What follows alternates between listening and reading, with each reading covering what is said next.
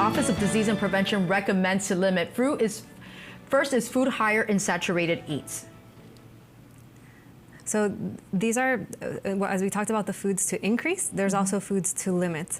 So we see less than 10% of calories from each day from saturated fats. So I know it gets maybe too mathematical when we think of 10% of calories, but it's about keeping your saturated fat sources low. Okay. Where are saturated fats found? Mainly in animal foods. Then we see in the middle, reducing your added sugar intake. So while there is an allotment of up to 10% of your daily calories, it's still too much. Okay. So the most minimal added sugars you can get, the better. It's always so tricky with the added sugars. Yeah, it can be. But at the end of the day, sugar. We're gonna dive a little more into that in this later segment. in the show.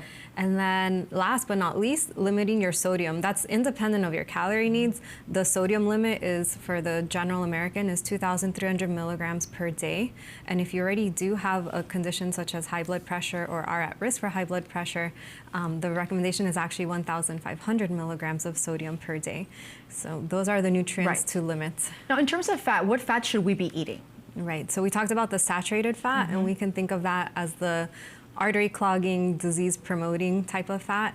So we want to limit the saturated fat and eat more unsaturated fat sources. Right. So that comes from the famous avocado that everyone's now eating, nuts and seeds, and vegetable oils such as olive oil. So it's not that you're going to all of a sudden eat more unsaturated fats. You have to increase your unsaturated fats and decrease your saturated fat intake. Right. And when you see that shift, that's when we start to see better levels of cholesterol and overall heart health.